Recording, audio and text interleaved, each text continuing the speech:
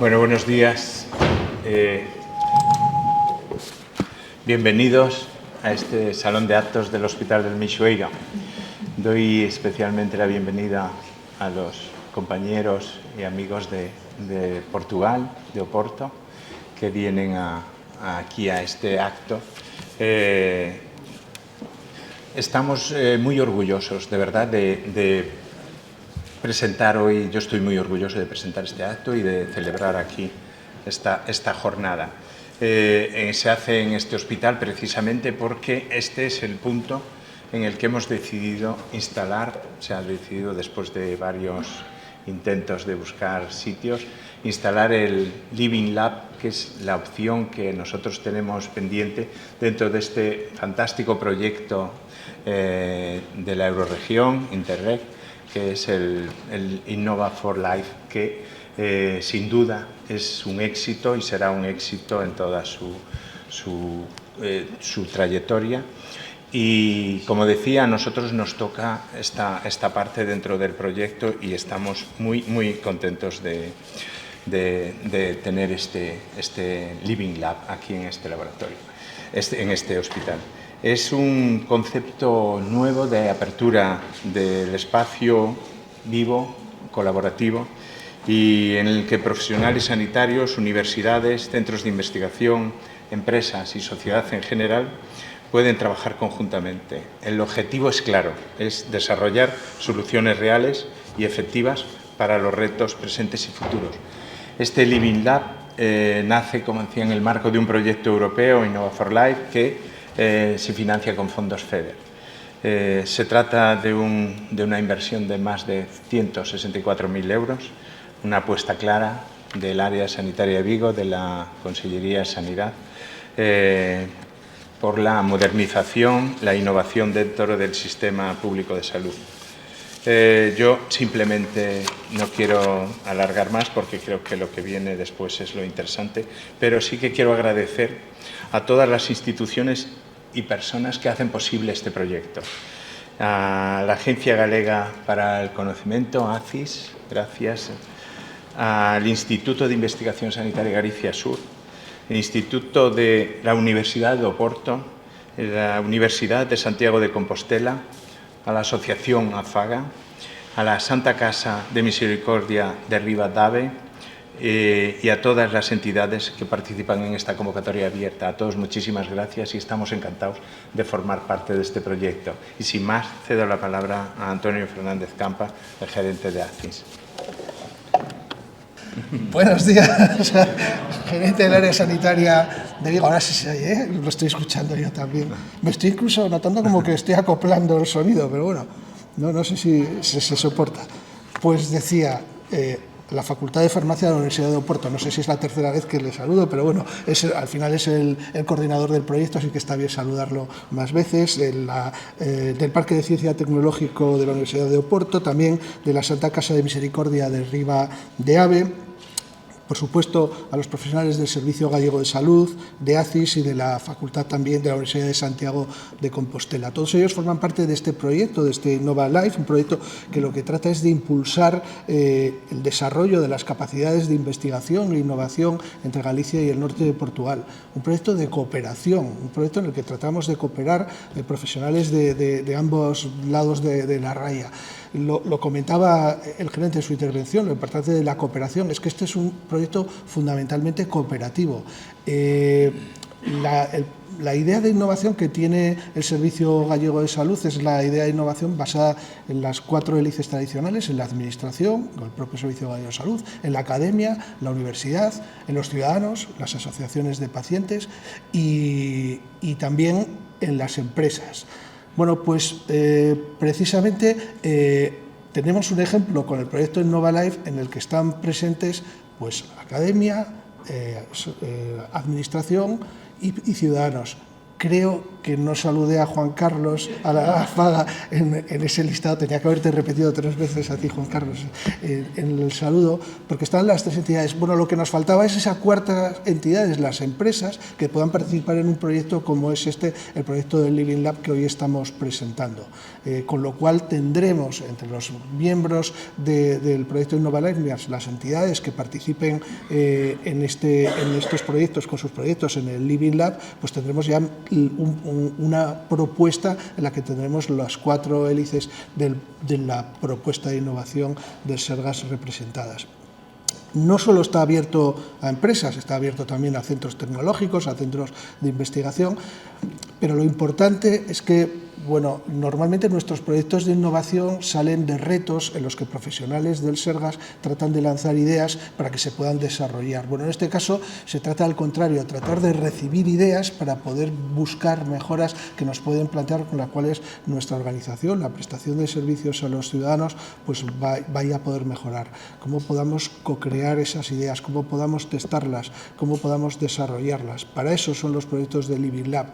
Así que, bueno, lo que tengo que hacer es invitar a todo el mundo que pueda participar en esta convocatoria. Creo que en ese código QR está el enlace con las bases abiertas hasta el 20 de octubre.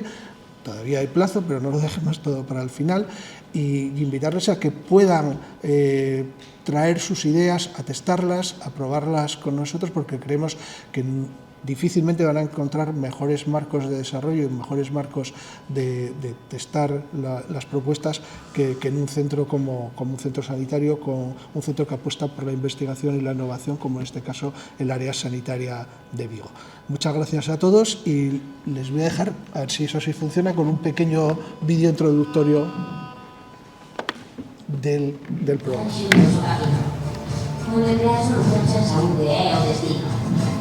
Un lugar para cooperar, experimentar, transformar. A Eurovisión Galicia, norte de Portugal, comparte un desafío, o envelhecimento poblacional. E agora tamén comparte unha solución, o proxecto No Formal. No Consello Galego de Saúde colabora con outros 5 socios da región. No marco deste proxecto transfronteirizo, nace o novo Living Lab de Saúde de Vigo, incluído na rede de Living Labs de Saúde de Galicia. Un espazo propio no Hospital Meixoeiro de Vigo, onde as solucións se crean e se proban coas persoas que as van usar. Persoas con demencia ou deterioración cognitiva. Hai quen coida delas. Aquí, a saúde do futuro contínese de maneira aberta. Non é só un laboratorio. É un ecosistema vivo onde pacientes, profesionais, empresas e administración deseñan xuntos a saúde do mañá. Todas as voces contan, todas as persoas suman. Investigación, formación, innovación aberta, participación real, impacto social. O futuro é agora, é a saúde digital, é a ferramenta. Co-creación de solucións entre persoas usuarias, profesionais do sistema sanitario galego e empresas. Novas tecnoloxías, ideas, prototipos, validados en contornas sanitarias de experimentación, probados na vida real. Porque a saúde é de todos e todas, e a innovación tamén. Bueno, pues acabamos esta primera mesa de inauguración y bienvenida. Invitamos pues al coordinador del proyecto de Innova for Life a que haga esta presentación inicial. No te enojes. Portanto, antes de mais, bom dia a todos. O meu nome é Luís Midão. Eu sou o gestor de projetos no Centro de Competências em Envelhecimento Ativo e Saudável da Universidade do Porto, o Porto for Aging, e sou um dos gestores do projeto Innova for Life. Agradeço já o convite do Sergas e do ACIS para estar aqui hoje a representar a Universidade do Porto neste projeto que é tão importante para nós. Hoje, para além de vos falar um bocadinho sobre o que é o projeto Innova for Life, vou também só dar-vos um bocadinho do que foram as nossas atividades nos últimos 2 anos. O projeto Innova for Life, ou também o ecossistema transfronteiriço de inovação colaborativa em saúde digital, é então um projeto de 3 anos entre a Galiza e o norte de Portugal. O projeto começou em setembro de 2023 e está planeado acabar em agosto de 2026, pelo que neste momento estamos no início do terceiro ano. Para começar, vou-vos então apresentar aqui um bocadinho um vídeo da apresentação do que é o nosso projeto. O vídeo é um bocadinho longo, mas eu acredito que dê uma boa visão geral do que é o projeto e de quais é que são os objetivos deste projeto.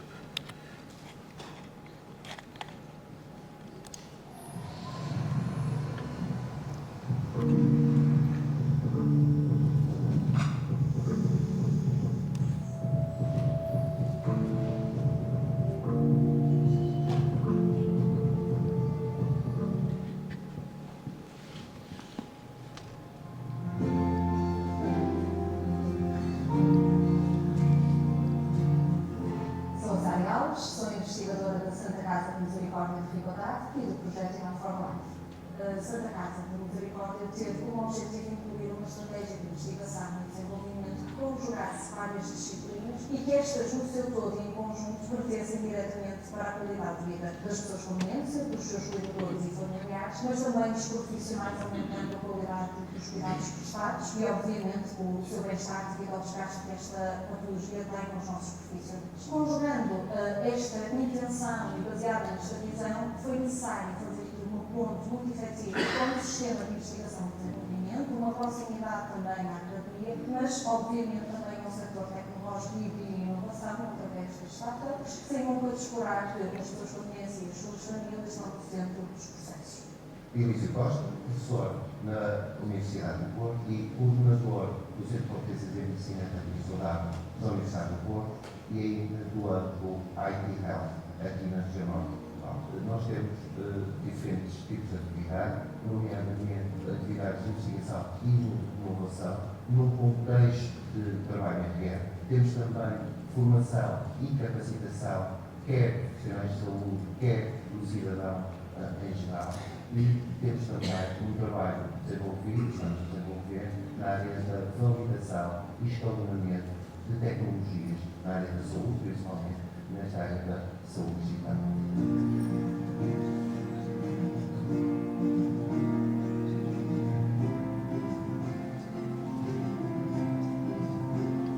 A criação de soluções inovadoras em área da saúde digital, em particular na área da demência, levanta aqui uma série de desafios e, portanto, este projeto acaba por ter esse potencial de vir responder a esses mesmos desafios. Sabemos que a demência é uma doença neurodegenerativa, com elevados desafios, não só nas pessoas que vivem com a doença, mas também nos seus familiares e profissionais. E existem um conjunto de soluções aparentemente já desenvolvidas, podem incluir a realidade virtual, óculos de realidade virtual, 3D, mas a verdade é que ainda há um conjunto de soluções que têm que ser exploradas diretamente em co-criação com estes beneficiários. Podem ser, obviamente, as pessoas com demência, mas podemos estar a falar dos familiares ou os próprios profissionais através de softwares que melhorem ou facilitem os registros clínicos, que possam permitir que as suas tarefas sejam facilitadas por algum tipo de sensores ou outras estratégias ou outras soluções que neste momento não estão ainda desenvolvidas e que é importante colocar estas pessoas no centro dos processos de criação.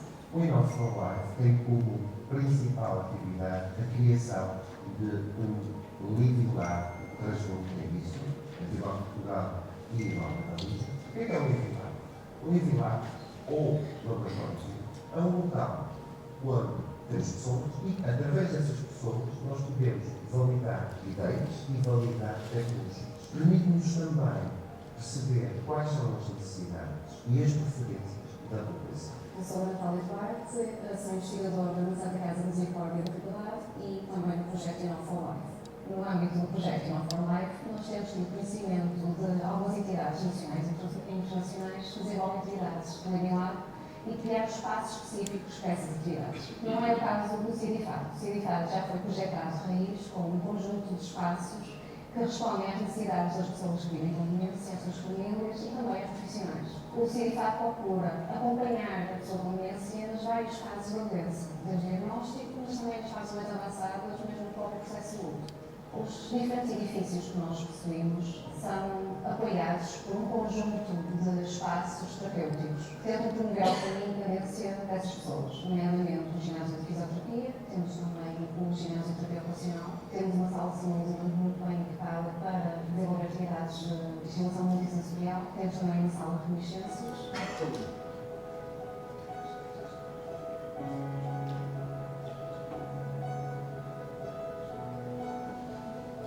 Este projeto, Eduardo Portugal, tem 3 parceiros, a Universidade do Porto, através do Centro de Competência de Desenho e Cinema, a UPTEC, que é a aceleradora aqui da Universidade do Porto, e a Santa Casa Municipal de Ribadavia.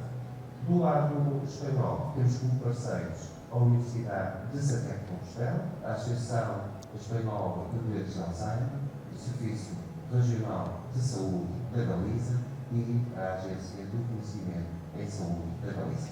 Eu sou Márcia Rodrigues, psicóloga sanitária, consultora en neuropsicoloxía na Farate. Para a nosa organización, sempre a nosa misión e visión é acompañar o sistema sanitario, os emprendedores, porque somos agentes activos, somos os doentes, non? E os cuidadores informais dos doentes. Entón, para nós é moi importante estar aí presente, porque somos os promotores, os que vamos a procurar que precisamos solucións digitais de acompañamento e búsqueda, non, de solucións no noso día a día. Nos, como público objetivo de unha solución digital, comeza sendo dunha maneira e ten que mudar totalmente. Pois a veces ven todo tipo de persoa que pode participar, como penso que somos moito importantes na fase de testeo. É por isso que para nós algo que queremos incorporar nas nossas atividades e com isto potenciar soluções que promovam a dignidade das pessoas que praticam connosco, mas também fazer esta translação, esta transformação digital através de uma articulação que permite criar processos mais ou menos comuns dentro dos dois contextos e que, portanto, aumentam o potencial de escalabilidade destas soluções, não só para o contexto nacional, mas para outras regionais. No fundo, este projeto surge para responder a algumas necessidades que as nossas empresas, principalmente as startups e as CNPs, têm de validar as suas tecnologias. Mudar é mellorar, non? Entón, eu penso que sí, que somos mostra real, non? Mostra viva de persoas que queren esa solución. Al final, somos os beneficiarios reais.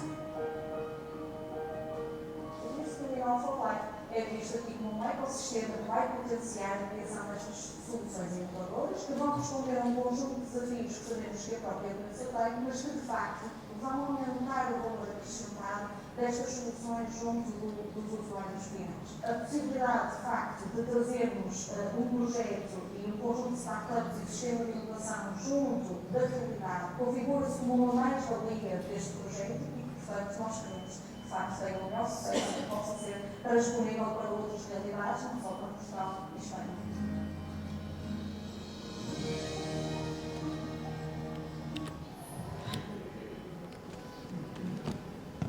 Ok, portanto, é isso, como vocês viram, portanto, o principal objetivo do Inove for Life é então criar esta rede transfronteiriça de Living Labs especializados em saúde digital, oferecendo assim então estes serviços de validação em contexto real para soluções digitais nas áreas centradas na demência e no comprometimento cognitivo.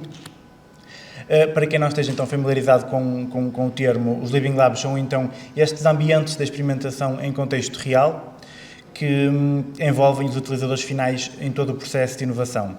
Estes Living Labs acabam então por funcionar como espaços dinâmicos no processo de inovação, que servem para então testar, validar, desenvolver e co-criar estas novas soluções, muitas vezes reunindo todos os interessados, como os governos, a indústria, a academia e os cidadãos.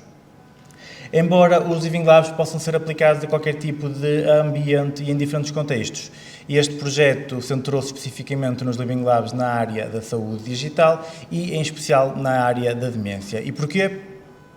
Porque a demência acaba por ser um dos maiores desafios associados ao envelhecimento populacional, muito específico aqui desta área da Galiza e do norte de Portugal, e a demência, por exemplo, é um dos maiores desafios associados ao envelhecimento, prevendo-se que até 2050, por isso daqui a 25 anos, esta condição afete cerca de 140 milhões de pessoas. A demência acaba por ser, então, uma das principais causas da incapacidade e da dependência nas pessoas mais velhas e o peso recai muitas vezes sobre a família e sobre os amigos. Não havendo tratamentos eficazes disponíveis e com o aumento dos custos associados, há, portanto, uma necessidade urgente de procura de soluções alternativas. Isto aqui leva então a uma crescente aposta em soluções cada vez mais tecnológicas, de apoio às pessoas que vivem com demência. Nos últimos anos, a investigação nesta área ganhou relevância, focando-se em aspectos como o diagnóstico, a monitorização, a manutenção de funções, as atividades de lazer e apoio também aos cuidadores.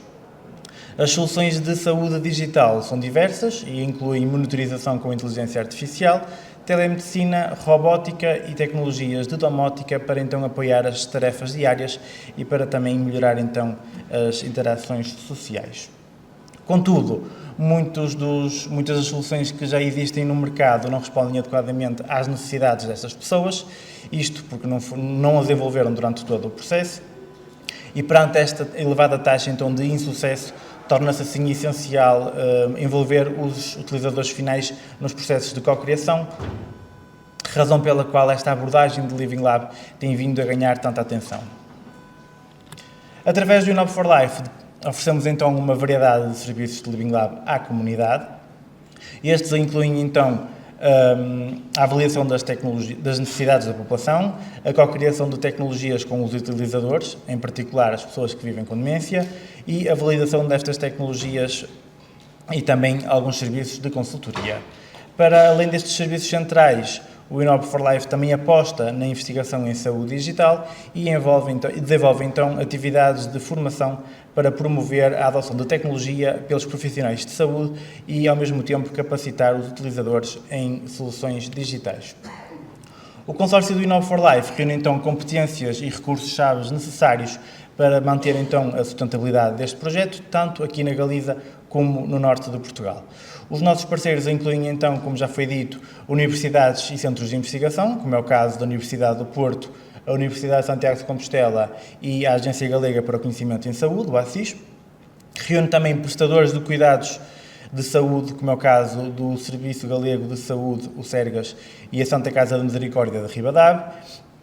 Reúne ainda a Associação de Doentes e de Cuidadores, como é o caso da AFAG Alzheimer, e ainda o Parque de Ciência e Tecnologia da Universidade do Porto. Relativamente às atividades de investigação, portanto, o nosso trabalho tem-se centrado em 3 áreas principais no contexto da demência e da saúde digital.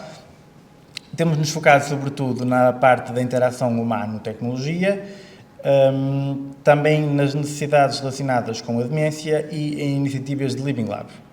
Vou destacar assim de forma muito rápida só algumas dessas atividades. Portanto, nos últimos 2 anos, no domínio, portanto, neste primeiro domínio aqui da interação humano-tecnologia, realizámos uma revisão dos modelos e das teorias de aceitação tecnológica para compreender um bocadinho melhor a utilização sustentável da tecnologia por parte de pessoas que vivem com demência. Noutras palavras, nós o que quisemos foi então estudar e perceber quais é que são os fatores que influenciam a aceitação de diferentes tecnologias. Com esta revisão conseguimos perceber então que de todos os fatores, a utilidade percebida e a facilidade de utilização percebida são então os fatores que tiveram mais impacto. E com base nisto, estamos então agora a desenvolver uma escala para avaliar a aceitação de tecnologias assistivas no contexto da demência. Também realizamos então uma avaliação de prioridades em saúde digital para a demência, quer em Portugal, quer em Espanha, envolvendo para isso profissionais com experiências em cuidados de demência, investigadores, familiares e cuidadores. De todos os tópicos que foram priorizados, os mais importantes foram então estes dispositivos de segurança e de monitorização, como é o caso destes wearables e de sensores. Outro tópico que foi muito priorizado foi então aqui a educação, a formação e a sensibilização sobre a demência, como por exemplo através de cursos online, recursos digitais, apps de apoio a doentes, a cuidadores e alguns jogos educativos, e também o apoio cognitivo e terapias através de apps de estimulação cognitiva e a realidade virtual. Com estes resultados conseguimos então ajudar as empresas tecnológicas e outros stakeholders a perceber e a ter um bocadinho mais de noção do que é que devem ter em cuidado quando estão então na concepção de soluções ou de produtos para esta população. No que diz respeito então à investigação em iniciativas de Living Lab, realizámos um estudo de benchmarking de outros Living Labs na saúde digital, com foco na demência. A ideia disto foi então perceber e recolher boas práticas, perceber as fragilidades e quais é que são então as tendências de outros Living Labs. Com base neste trabalho, desenvolvemos então orientações para reforçar as nossas operações, de forma a garantir então a sustentabilidade e ao mesmo tempo maximizar o impacto. Todo este trabalho de investigação tem-nos vindo a permitir estabelecer protocolos e orientações científicas claras para o processo de inovação a seguir nestes nossos Living Labs. Estes protocolos garantem então que a cocriação e que a validação das tecnologias em saúde digital são baseadas na evidência e alinhadas com as necessidades reais, apoiando-se, portanto, em investigação com casos clínicos. Em paralelo, também fizemos então uma identificação de necessidades e desafios, quer pessoais, quer metodológicos, regulamentares e éticos, na implementação de atividades de Living Lab. Para isso, realizamos então uma revisão sistemática e estamos a conduzir um estudo multicêntrico para tentar identificar obstáculos e facilitadores no desenvolvimento de iniciativas de Living Lab em demência. E este nosso estudo aqui envolve quer profissionais de saúde, quer cuidadores, quer pessoas com demência e também representantes do setor tecnológico, dos cuidados da saúde e da academia. Este trabalho fornece então informações valiosas sobre estratégias de desenvolvimento dos utilizadores, sobre os processos de cocriação e algumas considerações éticas e legais fundamentais. Passando agora às atividades de Living Lab. Portanto, como referido, já criámos esta rede de Living Labs no norte de Portugal e na Galiza, com espaços que já envolvem então diferentes tipos de população, incluindo as pessoas idosas e as pessoas que vivem com demência. Aqui já algum trabalho foi feito e tem sido feito com esta população, sobretudo na AFAG Alzheimer e no CIDIFAD, e até agora, apesar de tudo, o nosso principal foco tem sido então nos serviços de consultoria. Portanto, neste momento temos estado a apoiar empresas, startups e organizações do setor de saúde digital e os nossos serviços abrangem várias áreas, incluindo estratégias de negócio, eficiência operacional, mitigação de riscos, atração e retenção de talento, marketing, vendas, assim como requisitos tecnológicos e regulamentares. Outro pilar fundamental, então, do Inove for Life é a formação. Nós temos vindo a avaliar nos últimos 10 anos as necessidades de formação de investigadores e de profissionais de saúde e também de cidadãos, com recurso a algumas escalas já validadas, e temos vindo a analisar os programas de formação que já existem e tentando perceber de alguma forma quais é que são as lacunas que existem nesta formação. Com base nestas lacunas, temos vindo a organizar várias formações presenciais.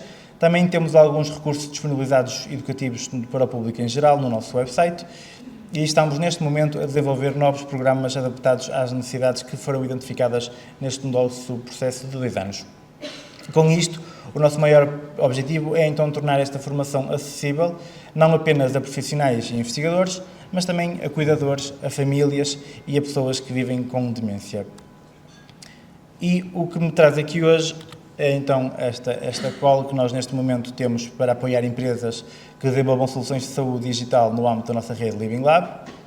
Portanto, para os TRLs mais baixos podem fazer então esta candidatura através dos formulários que nós temos no nosso website. Para TRLs mais altos, fazem então aqui essa candidatura diretamente com o serviço, com o ASIS e com o Sergas. Para terminar, gostaria então só de aproveitar esta oportunidade para vos convidar a visitar o nosso website, onde podem encontrar também mais informações sobre os serviços que nós prestamos, bem como alguns eventos e algumas notícias e alguns resultados do projeto. Se quiserem também nos seguir nas nossas redes sociais, nós fazemos regularmente atualizações sobre todas as nossas atividades. Muito obrigado.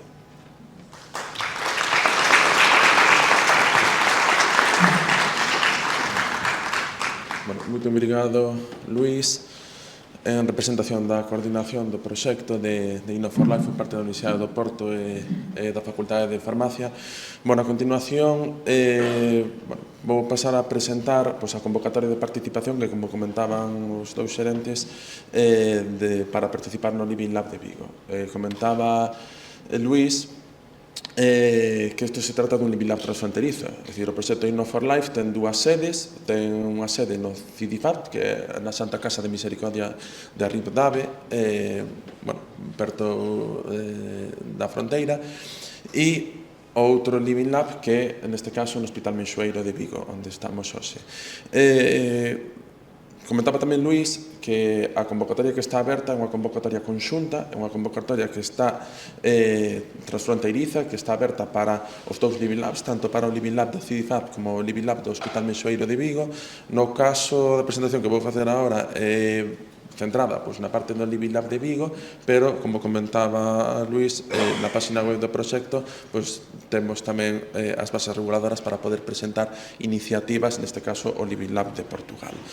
Bueno, que son os Living Labs? Creo que xa levamos falando así bastante tempo acerca desto, pero bueno, sí que moitas veces a nivel de introducción, no? Básicamente o que estamos aquí buscando son ecosistemas de innovación, onde participan distintos axentes, profesionais sanitarios, pacientes, industria, academia, e que a característica principal que teñen os Living Labs é que se validan en entornos reais, é dicir, non en entornos simulados, que moitas veces, cando se están deseñando solucións innovadoras, se fan en entornos controlados, en entornos simulados. Básicamente, aquí o que facemos son sistemas de cocreación, cos distintos axentes que conforman, neste caso, o Living Lab, e unha característica moi principal dos Living Labs é a participación da cidadanía, é dicir, son ecosistemas abertos, non solamente participan profesionales sanitarios, sino que tamén poden participar pacientes e cuidadores e familias en general destas población obxectiva.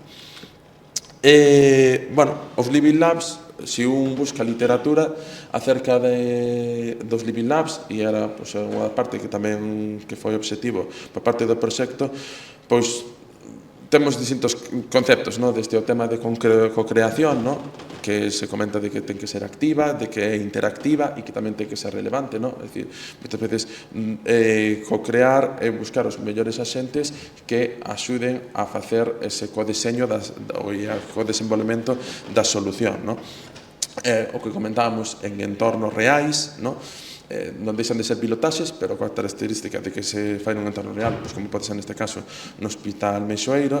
Participan non só os profesionais dedicados e só a industria dedicada, sino que tamén pode participar a ciudadanía en xeral, é dicir, neste caso, no caso do Servicio Galego de Saúde, os propios pacientes, e que, basicamente, aquí o que se busca é a colaboración, é dicir, incluído, no Consorcio Inno4Life, temos a reflexo de que temos dúas universidades, no caso da Universidade de Santiago e da propia Universidade de Oporto. Bueno, no caso, por centralo, no caso noso, no caso do Servicio Galego de Saúde da ACIS, xusto cando foi na pandemia, se creou ou se constituiu a rede de Living Labs de Saúde, que denominamos Lab Saúde, tendo como concepto que os centros sanitarios do Servicio Galego de Saúde, tanto hospitalarios como primarios, que poden ser de utilidade a hora de codeseñar e de co-crear distintas solucións innovadoras coa academia e tamén coa industria. No marco desta rede, que a denominamos Lab Saúde, e no marco do proxecto Inno4Life, se está construindo unhas dependencias no Hospital Meixoeiro de Vigo para ter o primeiro centro, neste caso da área sanitaria de Vigo, como un entorno de validación dos proxectos. Cal é o obxectivo final? Se comentaba na mesa inaugural, é dicir, é mellorar o propio sistema sanitario, é dicir, é unha colaboración beneficiosa para ambas partes, para a industria e para a academia, que son os que deseñan as solucións, e tamén para nós, porque para aquelas solucións que sean de interese, a trataremos, por suposto, de implementar no propio Servicio Galego de Saúde. O Living Lab de Saúde de Vigo, está situado aquí, no Hospital Meixoeiro de Vigo, terá como característica distintos espacios de cocreación, espacios de testeo e tamén espacios individualizados para ter actividades máis individuales cos distintos profesionales sanitarios que o utilicen, e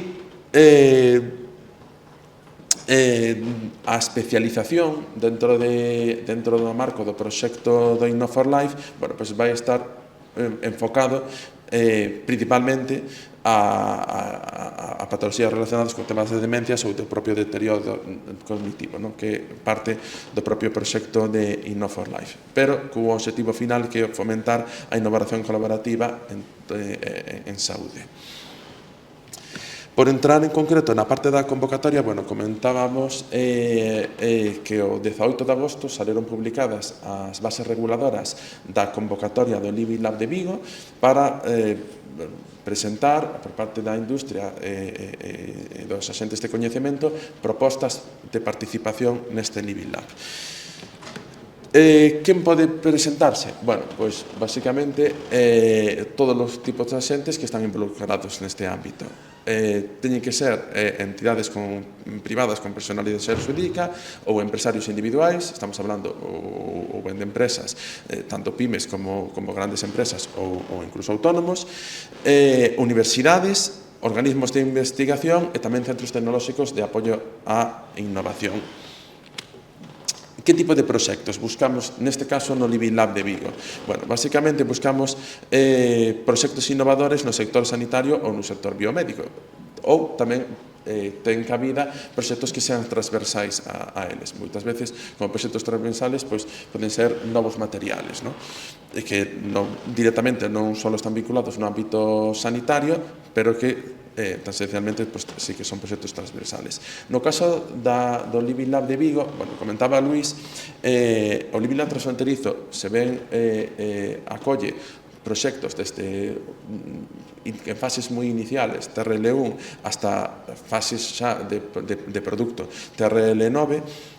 No caso do Living Lab de Vigo está acotado a proxectos con TRLs do 7 ou 9.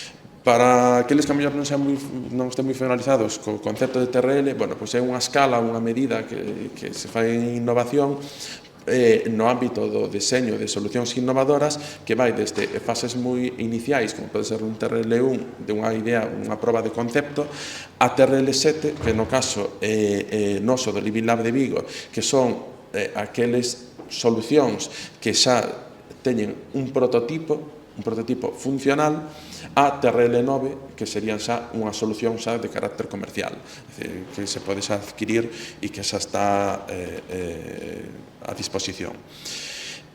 Basicamente os proxectos buscamos que teñan aplicacións reais na sociedade e que tamén busquen ter un potencial comercial e que podan xerar retornos no futuro unha vez implementado ou comercializado estas solucións.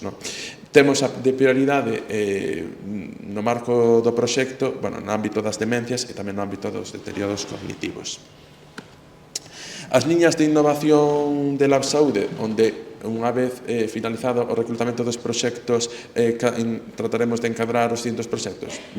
Basicamente son a liña de pacientes maiores ou crónicos, hai outra liña de proxectos de empoderamento dos propios pacientes, proxectos máis TIC, máis centrados no ámbito das TIC, tamén proxectos de impacto do ambiente na estancia hospitalaria, proxectos de robótica e realidade virtual e outros que poden ser temas de alimentación, poden ser temas tamén de bioseguridade ou novos materiales, como comentaba antes. Que actividades se van a desenvolver aquí no Living Lab? Basicamente o que buscamos é o co-desenvolvemento destas ideas, destes proxectos. Mediante distintas metodoloxías se van a tratar de avaliar os resultados das validacións que se realicen, nestas validacións e testeos en contornas reais. Tamén no marco do propio proxecto temos unha parte tamén de formación deste tipo de metodoloxías cos profesionales sanitarios involucrados e tamén unha parte xeral da propia divulgación dos resultados dos proxectos que se eleven ou que se testen dentro do Living Lab. E a parte máis práctica, como presentar a candidatura para o Living Lab de Vigo? O procedimento é a través da sede electrónica da Xunta de Galicia, hai unhas bases reguladoras publicadas do 18 de agosto no Diario Oficial de Galicia. A solicitude, como comentaba, é a través da sede electrónica, co procedimento, neste caso SA304F, ou podedes escanealo a través do código QR, E o que é a candidatura pois é bastante sinxela, é dicir, está dividida en dúas partes, a propia parte da solicitude, onde máis alá dos datos referentes pois a persoa xurídica que presenta a candidatura, bueno, pois aí é onde se describe o proxecto, é dicir, a necesidade que se tenta cubrir, é dicir, buscamos que innovación é o que se está presentando o Libilab de Vigo, o propio proxecto en sí, cos posibles potenciales comerciales desta solución. Aquí hai un tema relevante que é o tema de aqueles proxectos que requiran a involucración de pacientes. Bueno, teñen que ter o Comité de Ética aprobado o proxecto, si ben non é requisito a hora de presentar a solicitude de que esa solicitude ou esa aprobación do Comité de Ética xa este aprobada. Entonces, bueno, sí que é un aspecto a ter en conta, no sentido de que sabemos de que aqueles proxectos que despois involucren pacientes, pois que unha vez, si son seleccionados, pois que terán que ter as perceptivas autorizacións. E despois tamén, no caso, hai un apartado, no caso daqueles proxectos pois que xa previamente houberan contactado ou que xa teñan algún tipo de relación con profesionais sanitarios, investigadores da área sanitaria, pois que tamén nos lo fan indicar pois de cara a contactar tamén pois con esos profesionales que coñecen o proxecto e que previsiblemente despois participarían no que sería a propia validación e testeo da solución. Esa é a parte da solicitude. Na parte da memoria técnica é a parte que inclúe máis aquelas necesidades de cocreación, de actividades de cocreación que son necesarias por parte das entidades promotoras que presentan o proxecto. Aquí son temas de aspecto de que servizos ou que necesidades se queran realizar, cronograma previsto, é dicir, dentro das propias actividades de validación, pois un pouco os tempos estimados e en que estado de madurez está o proxecto e que personal ou equipos, pois en principio serían necesarios para facer esta actividade de testeo. Bueno, como comentaba, o prazo está aberto hasta o 20 de outubro e o número de candidaturas, si ben de candidaturas seleccionados, si ben é alto, pois sí que está limitado, según as bases reguladoras, a un máximo de 15 proxectos. Tamén, por parte dos compañeiros de Portugal, teñen outro máximo de 15 proxectos. Total, como máximo, se espera mobilizar un máximo de 30 proxectos no marco do proxecto Inno for Life. E únicamente para rematar, pois, bueno, animo a todos os presentes a participar e a difundir a convocatoria, que tendo en conta o plazo de que, bueno, de que ainda queda tempo, pero que remata o 20 de outubro. E sin máis, bueno, para máis información, pois temos a página web labsaude.sergas.gal, a propia página web do proxecto Inno for Life que comentou Luís, e, por suposto, a sede electrónica e correos electrónicos e teléfonos tanto da ACIS como tamén do Servicio Galego de Saúde. E nada máis, non sei se hai algunha pregunta por parte dos asistentes do público ou xa pasamos directamente á seguinte parte das mesas. Se non hai preguntas, comenzamos coa primeira das mesas, que estará conducida por Irene, que é enxeñera biomédica aquí na área sanitaria de Vigo, e que, bueno, ela xa vos vai dar paso das distintos ponentes. Gracias.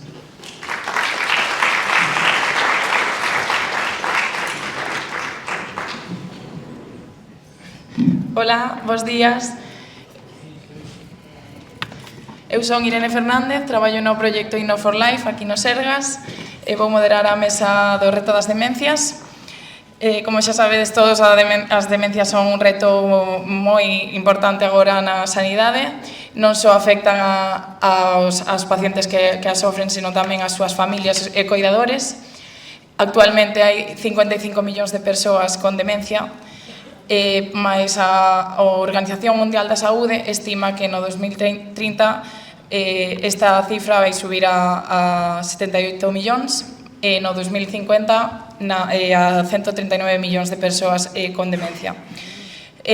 Imos abrir unha mesa do reto das demencias con estas 4 persoas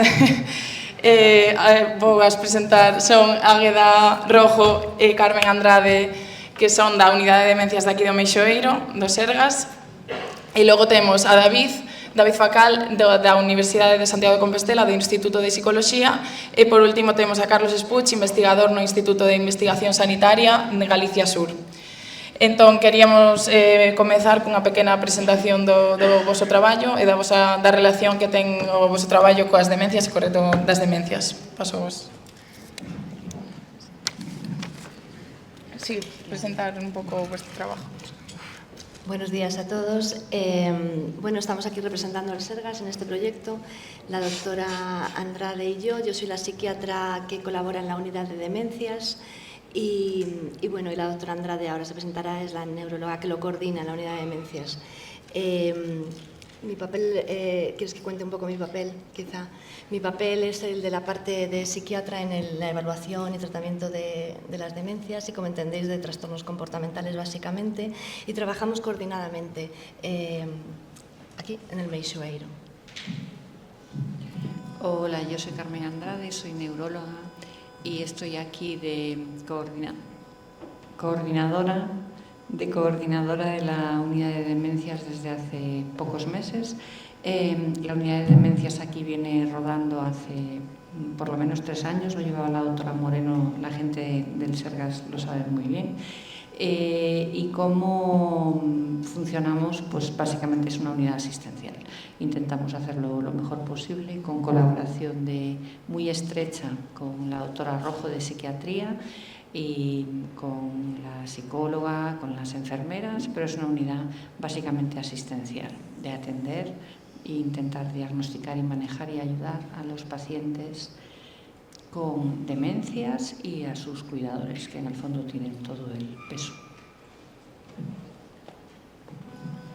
Buenos días, eu son David Facal, como se comentaba, son investigador do IPSIUS, do Instituto de Psicoloxía da USC, e tamén son coordinador do máster de Psicoxerontoloxía, algún de vos me coñecedes en esa labor máis docente. Bueno, como se comentaba, a USC, en concreto o Grupo de Investigación en Neurociencia Cognitiva Aplicada e Psicoxerontoloxía, estamos directamente involucrados no consorcio do proxecto Inno4Life, bueno, participando como socio en moitas fases e, sobre todo, tendo responsabilidade no desenvolvemento dos documentos técnicos, dos protocolos ou guías de innovación e no estudio dos modelos teóricos a aplicar en esa innovación aberta que plantexa o proxecto. O grupo de investigación tamén, bueno, pues, estamos desenvolvendo un estudio de corte, o estudio Compostela e Gene Study, que é un estudio de corte, bueno, cun presuposto axustadiño, pero que é un estudio de corte equivalente aos estudios internacionais. Comezou no ano 2007-2008, vamos enlazando proxectos con financiación sobre todo do Ministerio. Comenzamos avaliando a parte cognitiva, neuropsicolóxica, psicoxerontolóxica e de EEG, de electroencefalografía. E progresivamente vamos pola terceira corte. Na segunda corte incorporamos MRI, técnicas de neuroimaxe estructural e funcional e biomarcadores a través de punción lumbar. En aquel momento era o que estaba disponible, pero tamén supoñía unha serie de complicacións polos riscos e polo invasivo da técnica. Actualmente na corte que estamos avaliando en este momento, na que están colaborando os compañeiros na mesa, temos incorporado xa biomarcadores a través de plasma, facemos análise xenética a través de GWAS e bueno, temos consolidado sobre todo ese enfoque de buscar detectores temperáns que nos permitan facer unha aproximación non só cando xa hai deterioro cognitivo, senón cando hai perfis de risco que podemos identificar e acompañar. Ademais de iso, no grupo de investigación facemos investigación transaccional tamén unha parte importante para nós. Actualmente temos un proxecto do Ministerio sobre intervencións de neuromodulación e neuroestimulación. Ademais, estamos desenvolvendo un proxecto de doutoramento industrial cunha das empresas que ten colaborado con este proxecto Inno for Life, que é Envita, na que estamos validando en diferentes contextos, sobre todo residenciais, sociosanitarios, a eficacia dun software para o traballo con historia de vida. Pois, bueno, entre outras cousas, últimamente estamos axudando a codeseñar coa rede de centros socioculturais do Concello de Santiago de Compostela a codeseñar os espacios para persoas maiores nos centros socioculturais, os espacios non tan maiores, e tendo experiencias directas en esa parte de codeseño. Vale.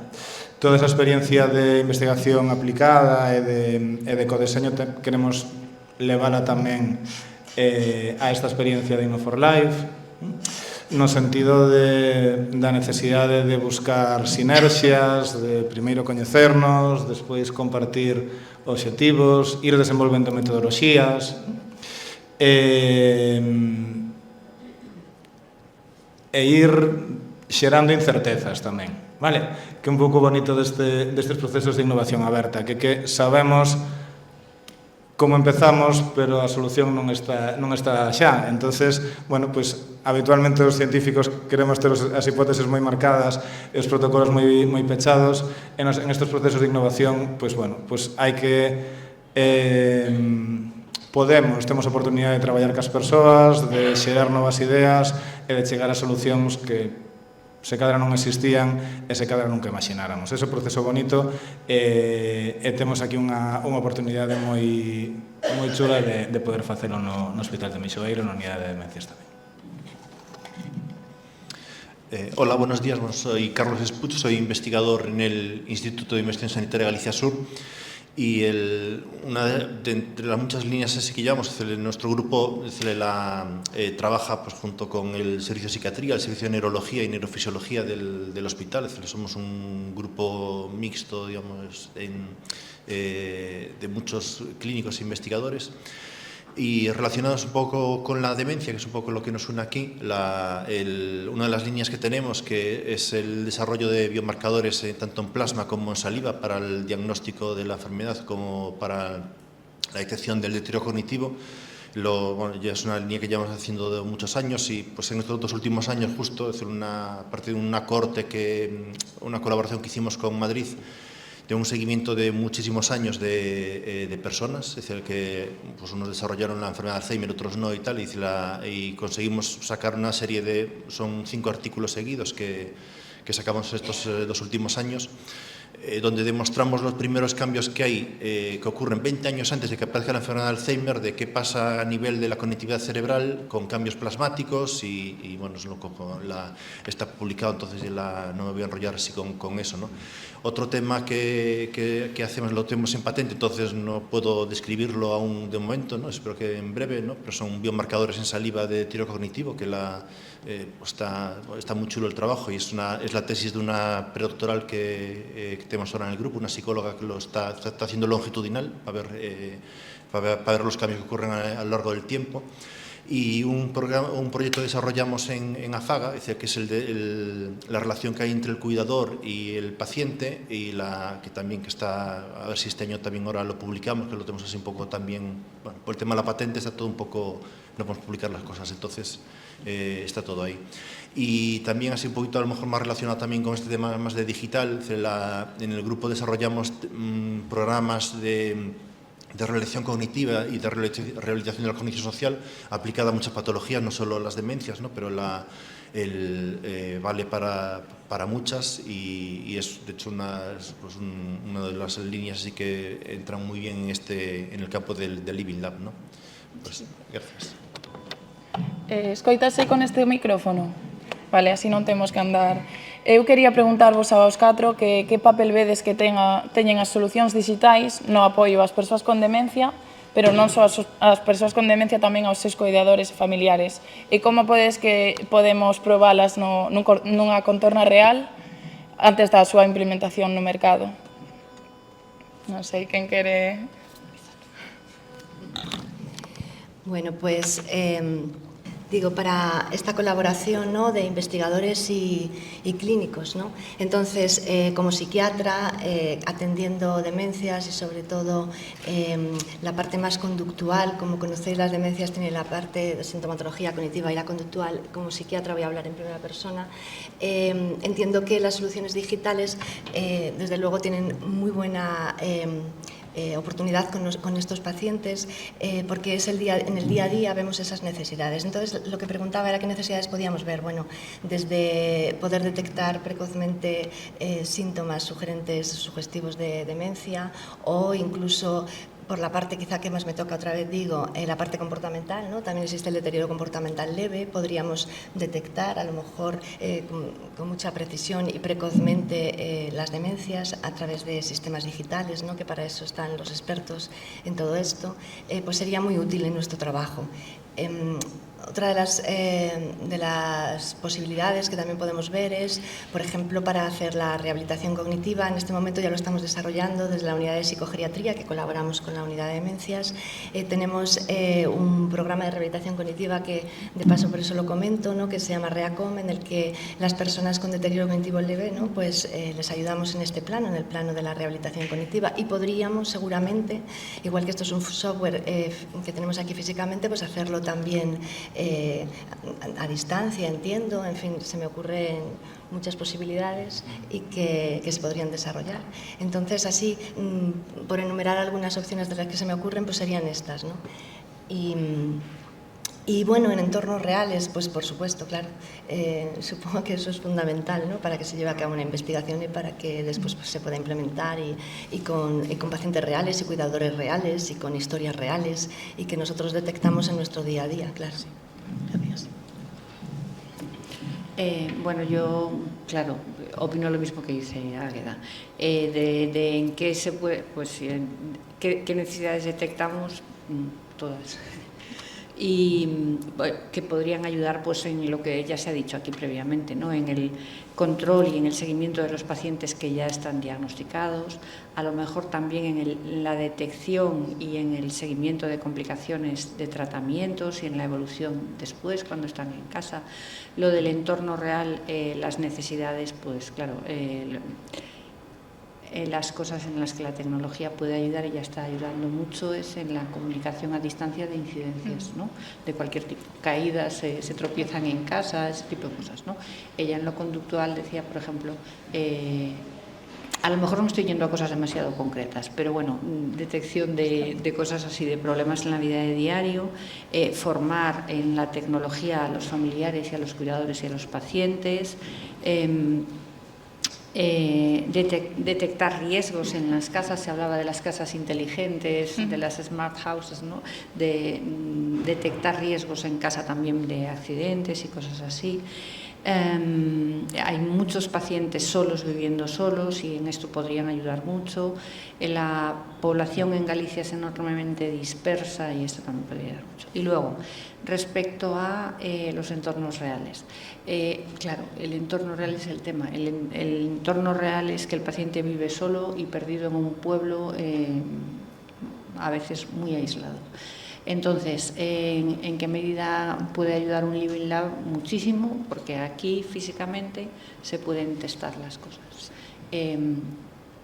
Al ser pacientes reales, eso es un entorno real. Es un entorno real porque son pacientes reales.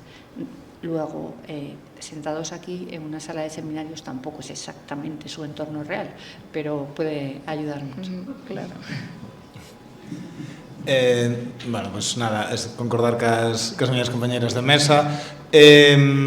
Nos temos experiencias, bueno, eso, en software como Envita, algunha experiencia de traballo con estimulación a través de videoxogo, o que se comentaba, todas as potencialidades da sensorización na casa, pero tamén coa ferramenta que levamos no peto ou no bolso, non? Cos móviles, ao final temos aí unha cantidad de información inxente e máis que vamos a ter todos no día a día. Temos sobre todo tamén de integrar esa información nos procesos diagnósticos, verdade? Eso a min é algo que actualmente me está preocupando e que temos algunha proposta tamén cos compañeros de Portugal en ese sentido, en como realmente non só a cantidad ingente de información a nivel clínico que pode aportar unha proba de neuroimaxe, os novos biomarcadores, senón a información que podemos obter de ferramentas tecnolóxicas que empregamos na vida diaria.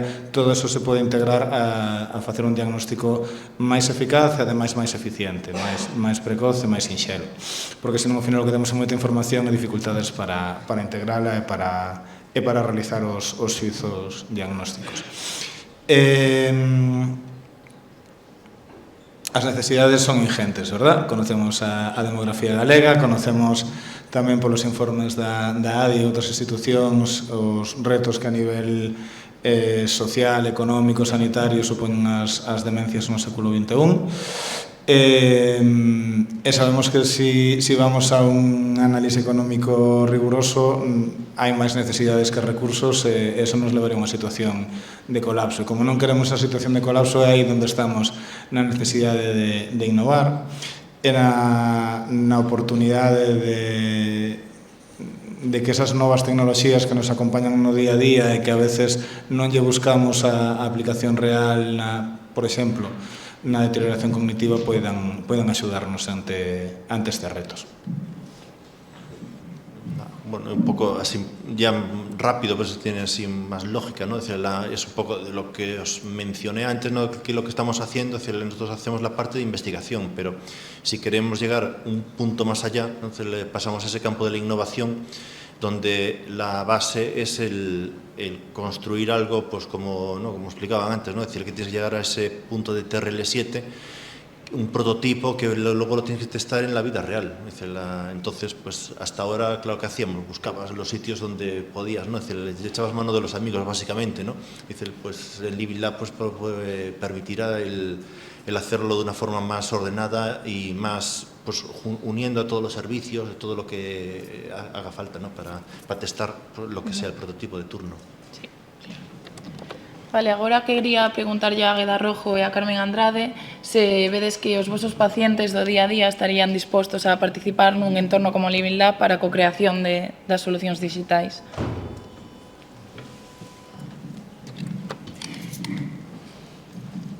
Tengo que pensar eso. Entiendo que sí, en general sí. Porque cuando hemos ofrecido algún otro ayuda a nivel de cualquier tipo, la gente generalmente está dispuesta.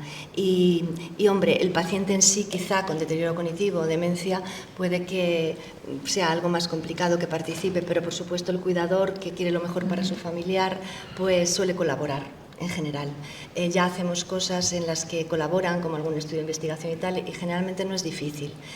Yo creo que los profesionales que hacemos clínica también sabemos detectar bien, creo yo, el paciente que lo va a necesitar y cómo poder explicarles e informarles adecuadamente para que entiendan y para que participen. Y generalmente la gente es muy colaboradora. Esa es mi opinión personal y en el día a día de mi trabajo, sí. Entonces la pregunta era si detectamos que los pacientes y los cuidadores... No, si crees que están dispuestos a colaborar. Sí creo que están dispuestos a colaborar. Bueno, pues la respuesta es depende. Claro. Hay pacientes que sí y hay pacientes que no, y hay cuidadores que sí y hay cuidadores que no.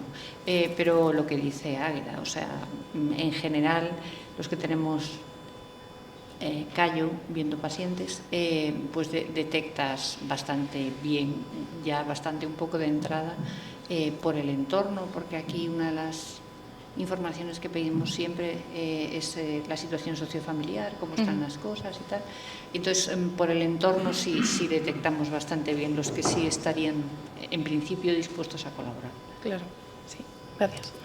Agora, para David e Carlos, quería, como pola vosa experiencia como investigadores, como vedes que podedes colaborar vos no Living Lab, tendo en conta que os proxectos son un TRL7, a investigación é anterior a eso, entón non sei como poderías colaborar nun proxecto xa máis avanzado. Es cuando se puede, colaborar es cuando tienes algo, ¿no? Pero pues en concreto aún aún no he llegado a ese punto con ninguna de las líneas, pero aquí en la sala tenemos a gente de investigadores de Atlantic que colaboramos con ellos en diferentes proyectos y que han superado ese punto y lo han llegado hasta la comercialización, ¿no? Es decir, ¿cómo se puede llegar? Colaborando con otros grupos de investigadores. Es decir, yo solo seguramente no, pero colaborando con gente, de hecho muchos que están aquí, sí que se puede llevar. Y la clave está en eso, es decir, esa fusión de mi parte más bio y más psicológica, pues con las partes de ingeniería o tecnológica pues que desarrollan en Atlantic, por ejemplo, juntando todo eso sí que puedes llegar a tener un prototipo de algo que luego aquí lo traes y lo testas y espero llegar alguna vez a testarlo, ¿no?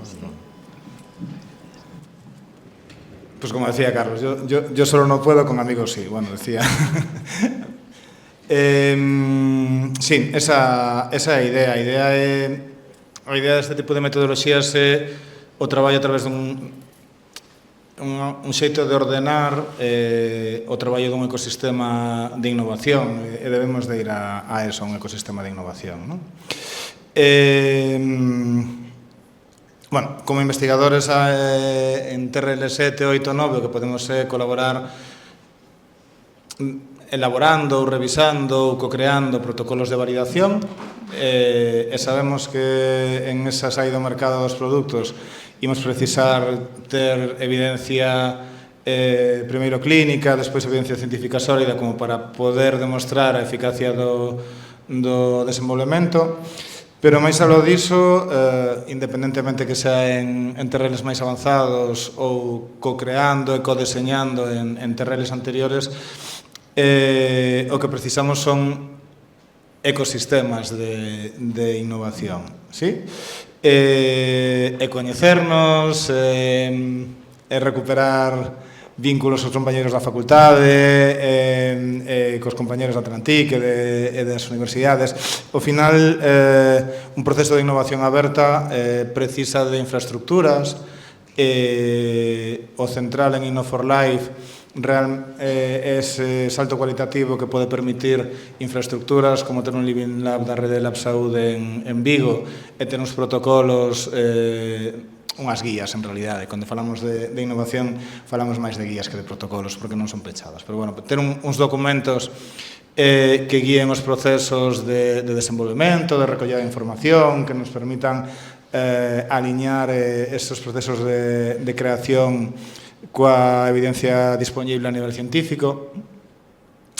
Pero despois está o intanxible, non? O intanxible é o que estamos empezando a construir en esta fase do proxecto, a coñecernos, a colaborar, a entender que temos unha convocatoria pública que está moi ben tela no DOGA e na sede virtual, desenvolver todo o proceso con rigor como se demanda dun proceso dunha convocatoria pública, esa seguinte mesa, verdad? Eso ten uns retos. Pero despois está a parte relacional de coñecernos e coñecer as doctoras, as compañeras de enfermería, as compañeras de neuropsicoloxía, os compañeros de laboratorio,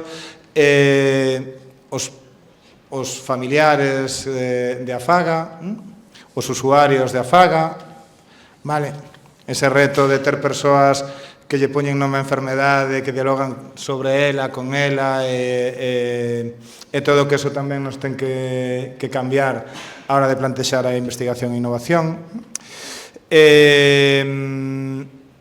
Pero sobre todo ter eses vínculos, vale? Ter os teléfonos, os correos, as canales de comunicación aberta, e que ao final eso que vai a poder facer posible máis aló das convocatorias públicas que unha vez remate Inno4Life quede o Living Lab, quede unha estructura física, pero sobre todo unha estructura de traballo en equipo e de colaboración que permita que se faga esa innovación real e que haxe unha transferencia da investigación a innovación. Comentábamos antes, non? Que aquí o socio que nos faltou neste proxecto foi o Instituto de Investigación, pero realmente no día de mañán o Instituto de Investigación xunto co Unidade de Demencias a que ten que vehiculizar esas demandas da sociedade, do sector empresarial para poder chegar a eses TRLs, chegar a eses grados de madurez da tecnoloxía que nos permita dar solucións. E aí, bueno, a Universidade estaremos no que faga falta, pero sobre todo unha responsabilidade vosa. Non é por darte traballo, Carlos. Nada, non?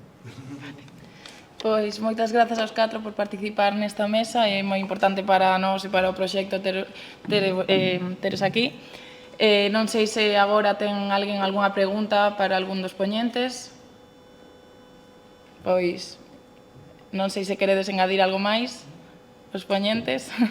Pois xa estaría a mesa do reto das demencias e moitas grazas.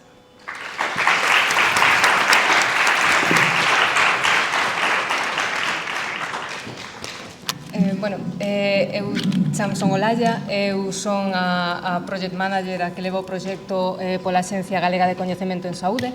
Estamos aquí presentando esta mesa de colaboración público-privada en materia sanitaria, especificamente referida aos Living Labs, tamén centrada en materia de demencia. Xa levamos falando moito durante todo este tempo da colaboración. Entendemos que a colaboración é o fundamental, creo que nos quedou bastante claro, para poder conseguir algo en materia de innovación.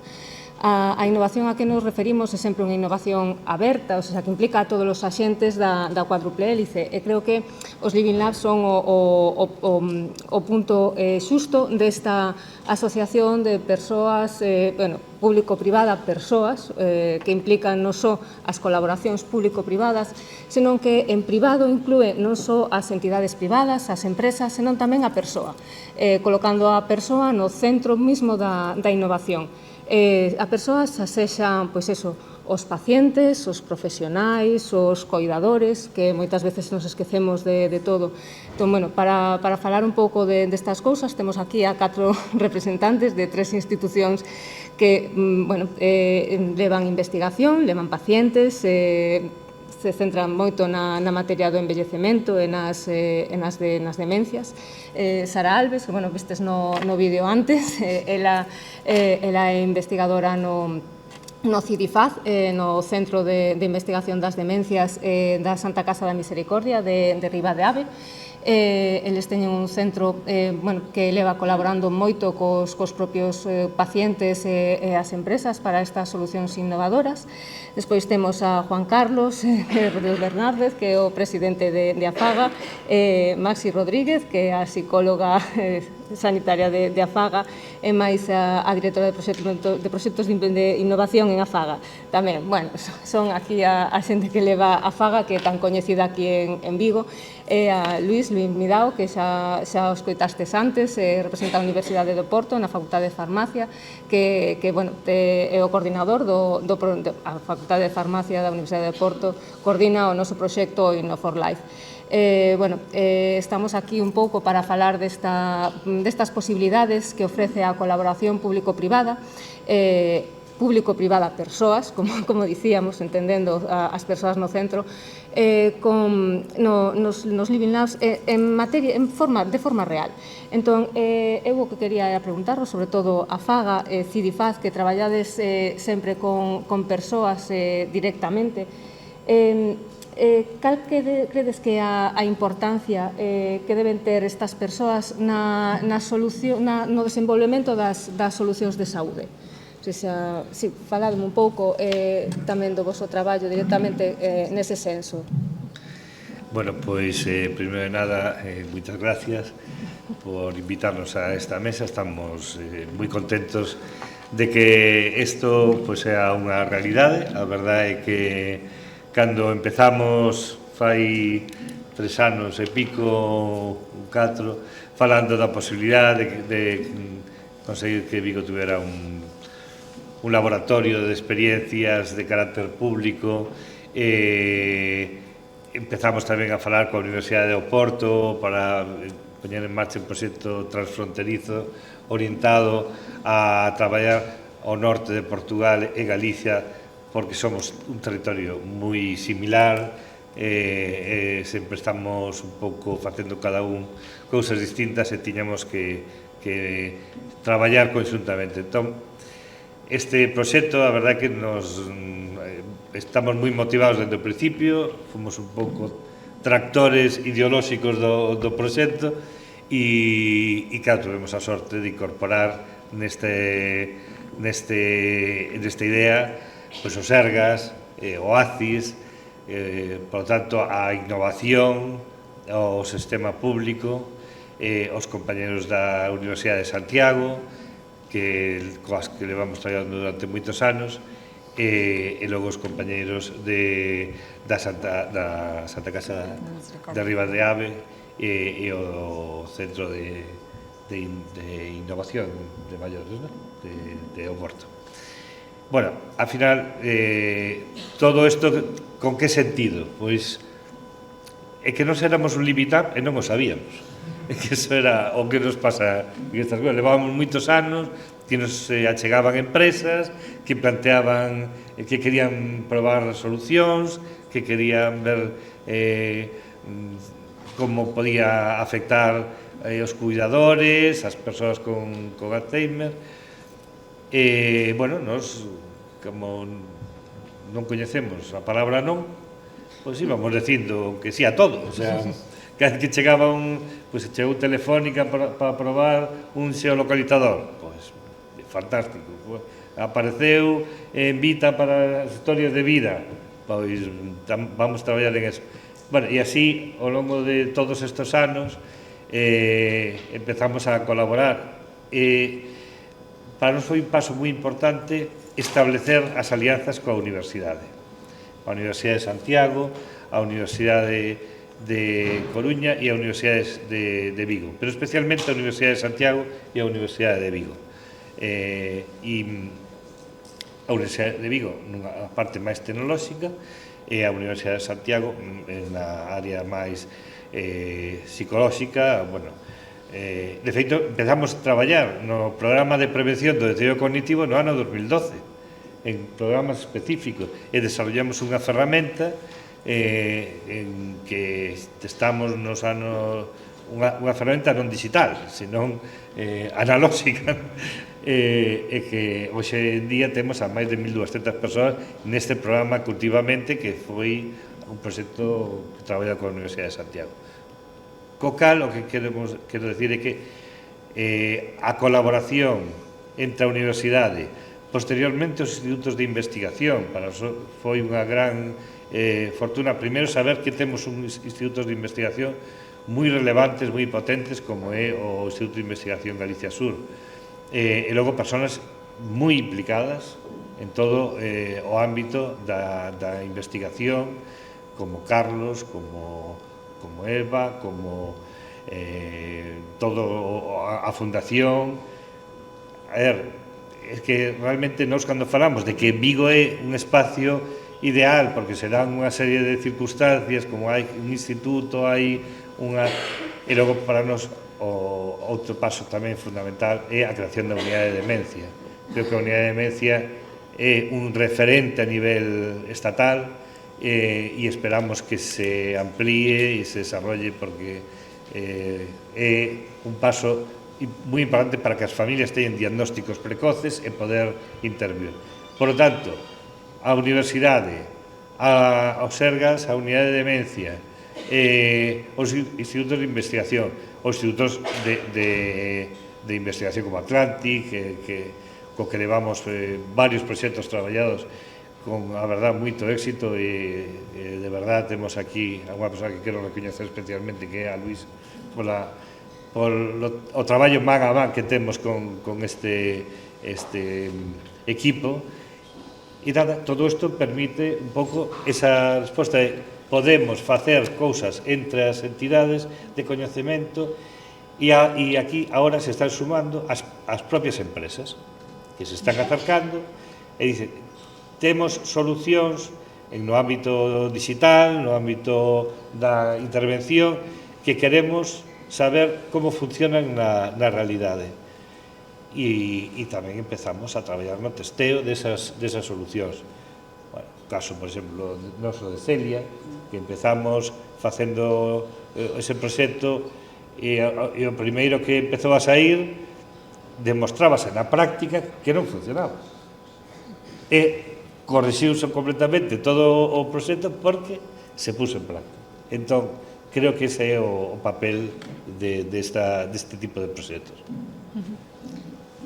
As persoas. Bueno, yo poco tengo que decir, pero vamos allá. Primero agradecer sobre todo a las personas cuidadoras que están aquí y las personas con demencia, que siempre en todos estos proyectos que hemos iniciado, que éramos un laboratorio vivo y no lo sabíamos a Faga, se han unido siempre al carro con nosotros. Nosotros al final somos las voces y a los compañeros que se han unido también.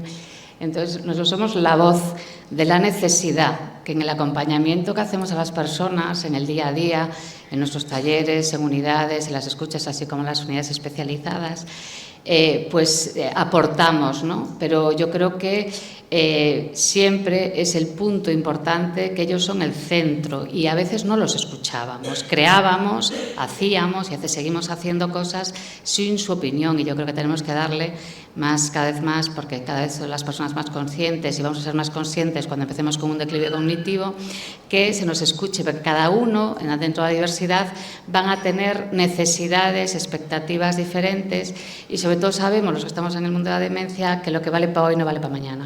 Entonces, al final, yo creo que las soluciones digitales, aparte de que la voz de las personas cuidadoras, de las personas con demencia y los profesionales, a nosotros profesionales, tanto los clínicos como los sociosanitarios, nos ayudarán a dar una mejor respuesta inmediata, si se puede decir así, a los cambios que sabemos que este tipo de patologías ocurren, ¿no? Y que estamos ahí acompañando con mucha diversidad. Pero que aunque haya soluciones digitales, somos los primeros, que yo creo que todos los profesionales, que hay una parte humana de acompañamiento y tiene que no dejarse de ser. Pero la co-creación, el pensamiento, las ideas, los cambios constantes, el feedback constante de las personas, la palabra mítica, usuario final de soluciones tecnológicas, es lo más importante, porque antes se creaban cosas sin tener en cuenta las necesidades reales. Y ahora son grandes retos porque hay mucha diversidad, entonces habrá muchas cosas que crear. Entonces en ello seguiremos y en ello estamos, y para nosotros estar en Inno4Life con todos los socios, partners y demás ha sido un paso muy grande, jugar con la investigación, con la tecnología que ya teníamos, pero sobre todo de generar una estructura física donde podamos encontrarnos, ya no solo que nos encontremos como vosotros los cuidados que estáis aquí y las personas con demencia en nuestras instalaciones, sino que tengamos un lugar que sabemos que los referentes sanitarios que están con la unidad de demencias, con los institutos de investigaciones, que tengamos un lugar de encuentro y de testeo de esas soluciones. Para nosotros ha sido un paso importante de reconocimiento a los profesionales, a las personas, y yo creo que seguiremos adelante. Entonces, gracias por acompañarnos en las locuras. Embora a Universidade do Porto não trabalhe necessariamente tanto com as pessoas como a Faga e como a CIDIFAD, uma das coisas que eu podia, assim, de forma muito simples, focar era que realmente a Universidade do Porto e nós, especialmente o Centro de Envelhecimento Ativo, o Centro de Envelhecimento Ativo e Saudável, nós começámos as nossas atividades mais ou menos em 2016. E quando nós começámos um bocadinho enviado também para a parte digital, e do alto da nossa boa vontade, nós tentámos logo criar ali uma aplicação para ajudar, por exemplo, a avaliar a fragilidade nas pessoas mais velhas. Nós tentámos criar também alguns cursos para aumentar as competências digitais das pessoas mais velhas, mas nós falhámos muito nisto, falhámos muito em envolver as pessoas. Portanto, nós fomos desenvolvendo as coisas sempre com base no que nós achávamos que era importante, com base no que nós achávamos que era preciso e com base no que estava escrito na literatura, sendo nós academia. O que é uma falha gigante, porque depois percebemos que tanto esta aplicação que nós desenvolvemos como alguns dos cursos que nós fomos desenvolvendo não estava adaptado a estas pessoas e realmente, não vou dizer que falhou por completo, mas ficou muito aquém do que poderia ter ficado se nós tivéssemos tido este cuidado de envolver as pessoas desde o início. Bom dia. Antes de mais, agradecer o convite. É sempre um prazer estar aqui em Vigo e estar aqui em terras espanholas. Sou sempre muito bem acolhida e, portanto, estar com esta mesa também é um privilégio. Falar um bocadinho da experiência do CIDIFAD. Nós não temos tanta experiência como a Faga, somos uma instituição na área da demência muito mais recente. O CIDIFAD abriu formalmente as portas para acolher pessoas com demência pela primeira vez no final de 2021, portanto este ano é um processo e um caminho muito recente, mas pegando um pouco na questão que a Olália tinha colocado, de facto aquilo que nós sentimos desde o início é que as pessoas com demência, os seus familiares e os profissionais tinham que ser colocados no centro. Desde logo ouvir o que eles tinham para dizer. E fomos percebendo isso também pelos inúmeros projetos em que temos vindo a ter contacto, muito na área da saúde digital, é que muitas vezes éramos confrontados com algumas ideias que nós percebíamos à partida que não tinham aplicabilidade dada a natureza da patologia. Sabemos que é uma doença que evolui de forma muito diferente, que há fases iniciais em que as pessoas são completamente autónomas e temos que combater o estigma, mas há fases mais avançadas em que as pessoas são mais dependentes e precisam de mais apoio e às vezes os primeiros contactos nós percebíamos, efetivamente, ou que desconheciam totalmente a evolução da doença ou que apenas resultava de uma ideia inicial que depois não tinha aplicabilidade na prática. E, efetivamente, temos tido algumas experiências muito positivas em que temos envolvido, quer algumas aplicações dirigidas a profissionais, mais orientadas para o seu bem-estar, e temos tido algumas experiências de realidade virtual e de criação de plataformas digitais para oferecer atividades significativas e de ocupação, em que nós conseguimos perceber toda a evolução que foi, desde logo, com o envolvimento das pessoas com demência, e aquilo que acontecia é, esta plataforma é apenas para as pessoas com demência, e depois perceberam que só faria sentido se os cuidadores e os familiares fossem envolvidos. Portanto, esta pergunta é de todo pertinente. O processo de cocriação é fundamental. Ouvirmos, porque, e os colegas já falaram sobre isso, há um conjunto de soluções digitais que já existem no mercado, mas que depois chegam à prática e não têm aplicabilidade. E depois também existe outro processo, que é o próprio processo de envolvimento das pessoas no desenvolvimento das soluções, dos produtos que estamos a oferecer, também tem aqui um propósito social, que é o combate ao estigma, e de mostrarmos que as pessoas têm um diagnóstico, mas que não devem ser entendidas ou lidas ou avaliadas com base apenas nesse diagnóstico, porque têm muito mais para oferecer, são muito capazes durante muito tempo, e esta vertente de nós mostrarmos que é possível fazer muito, que é possível oferecer coisas que são significativas, têm aplicabilidade na prática, e as pessoas sentirem-se valorizadas pelo papel que estão a ter no desenvolvimento destas soluções, mesmo que muitas vezes este é um processo de avanços e recuos sistemáticos, e o exemplo dessa plataforma foi isso, foi chegarem com uma ideia inicial e perceberem que toda a ideia tinha que ser reformulada porque não tinha aplicabilidade na prática. Portanto, considerar para as empresas, para quem se candidata, o ter um protocolo científico validado, ter o apoio da academia, que pode testar que os resultados são fidedignos, que mais do que estarmos centrados no resultado final, estamos centrados no processo, é sem dúvida fundamental. E trazermos aqui este aporte de que ouvir desde logo, não irmos com barreiras, porque nós falamos muito em TRLs avançados, mas a verdade é que há um conjunto de necessidades e nós procuramos defender muito isto no Living Lab. O Living Lab não se limita a testar produtos em fases avançadas, mas antes recolher as necessidades junto dos usuários finais, porque há um conjunto de soluções que nós ainda não pensamos, mas que vão apenas resultar das necessidades que as pessoas têm para partilhar. As próprias pessoas têm um conjunto de estigmas em relação à tecnologia, ou que é muito cara, ou que eu não sei utilizar, ou que não vai ser possível. Isso é para as gerações mais jovens. E, portanto, pensarmos neste envolvimento desde logo e trazermos o tecido empresarial para dentro do contexto real é, sem dúvida, fundamental. Bueno, a verdade é que contestastes moito,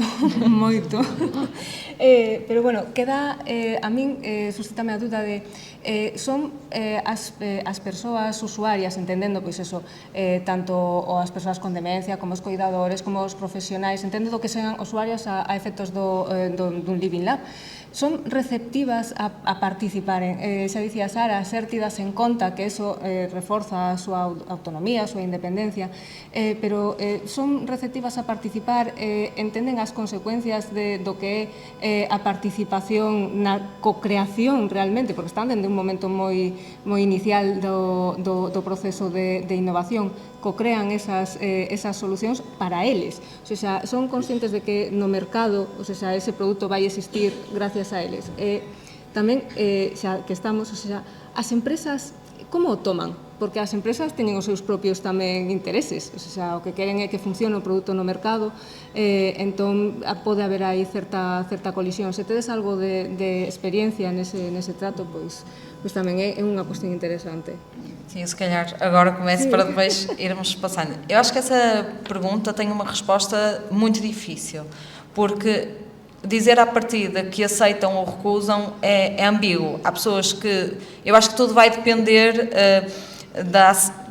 do tipo de proposta que lhes é feito e do tipo de solução que é apresentado. Não é, nem todas vão aceitar aquela proposta ou aquele produto, outras vão ser mais receptivas, outras vão ser menos, depende se tem a participação dos familiares ou se é sozinho. É um conjunto de fatores que vão interferir aqui neste processo de aceitação. Para as faixas etárias mais envelhecidas, aquelas com quem eu tenho tido mais contacto e com déficit cognitivo ou demência, às vezes eu acho que existe uma primeira barreira que é eu não vou ser capaz, ou algum receio de falhar, ou alguma questão até da desejabilidade social, que é eu vou dar a resposta que esperam que eu dê.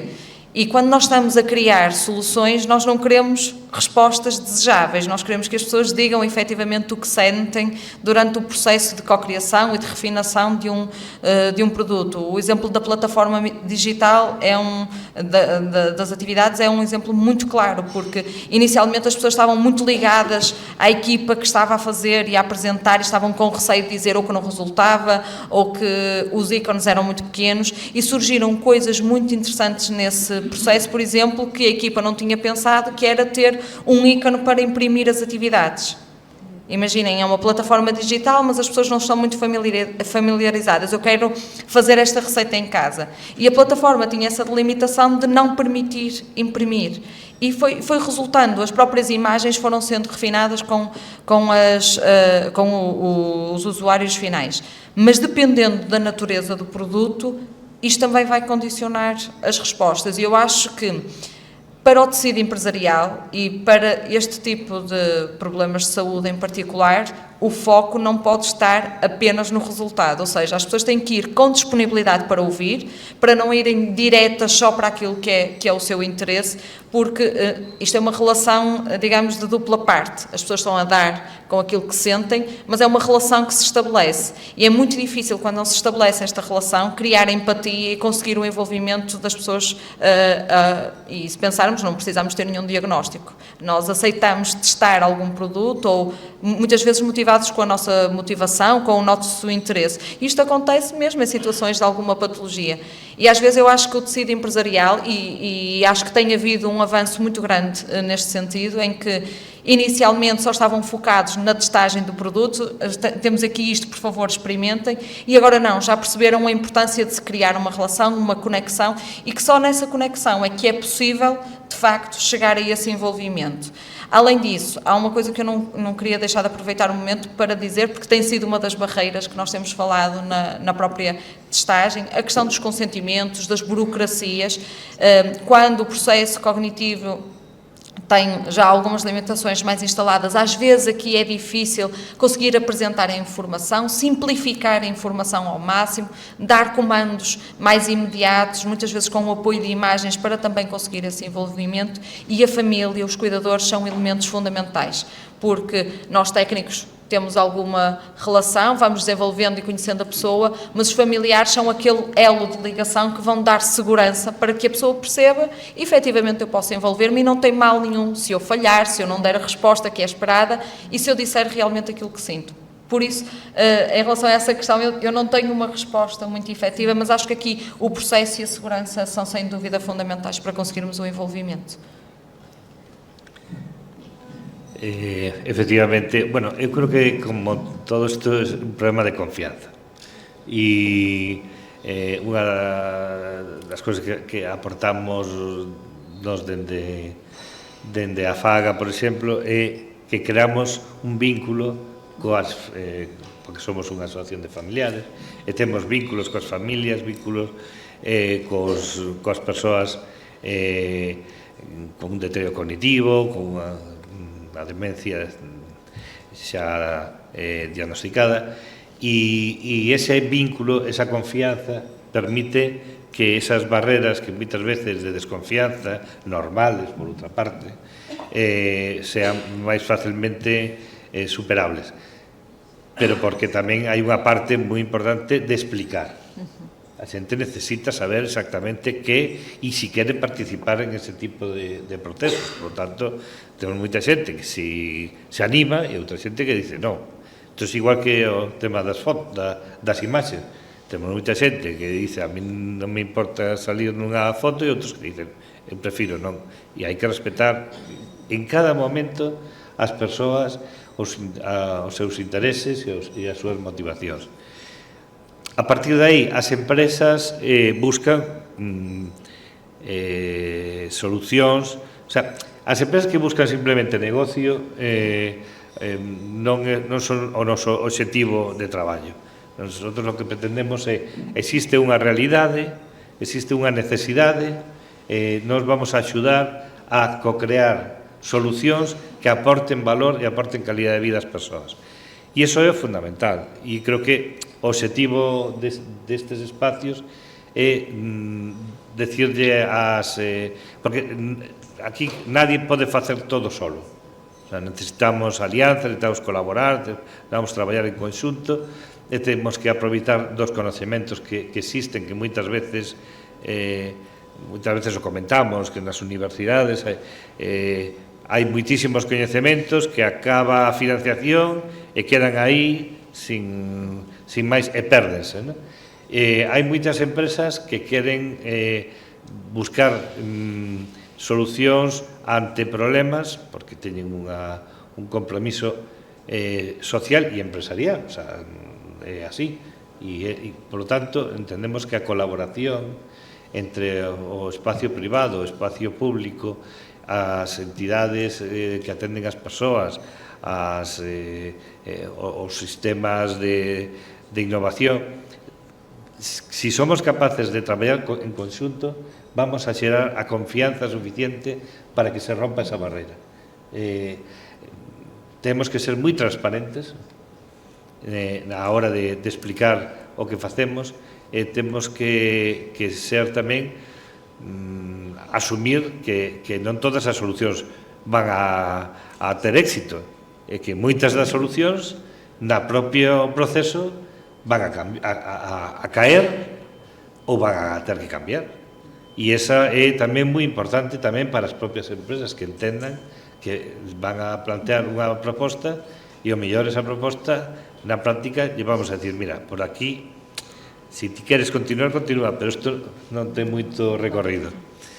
Isto é para as solucións reais, é fundamental que estén todos metidos neste espacio.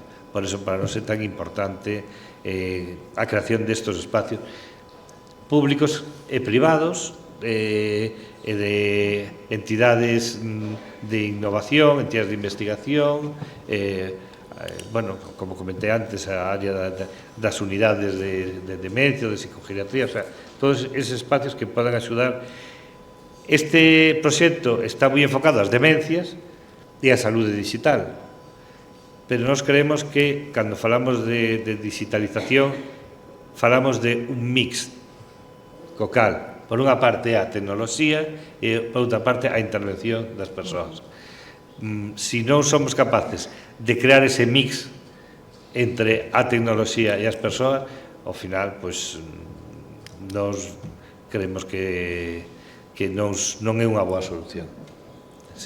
Hai que traballar coas persoas, para as persoas e acompañando todo ese proceso cambiante a lo largo da vida e das novas realidades que estamos encontrando, porque, como comentaba moi ben antes Maxi, é que non son os mesmos os que as persoas de fai 30 anos que as de agora, e non van a ter nada que ver as de dentro de 10 ou 15 anos.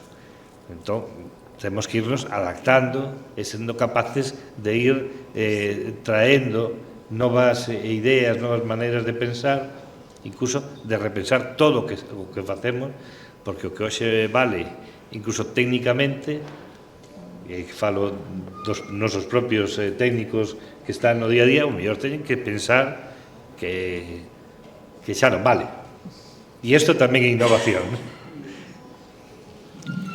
Bueno, yo suelo apuntar que por nuestra parte siempre tanto los compañeros profesionales como las personas que acompañamos con demencia, diagnóstico familiares siempre están disponibles, porque al final son las personas que tienen las necesidades reales, ya no solo lo que observamos nosotros, sino que al final los miedos que tienen en su día a día al final quieren, pues desde sistemas más digitales que acompañen en la comunicación directa con un sistema sanitario, en la domótica, en la parte de aplicación, o sea, hay tantas soluciones digitales que ya están utilizando y que a veces no lo saben, que son bienvenidos cuando les informamos muy bien de lo que van a hacer y al final son cosas muy prácticas, pero también en nuestra experiencia son muy críticos y es muy interesante eso, ¿no? Porque lo que hablamos antes era como todo un patrón único, con las mismas necesidades, con las mismas diarias, ¿no?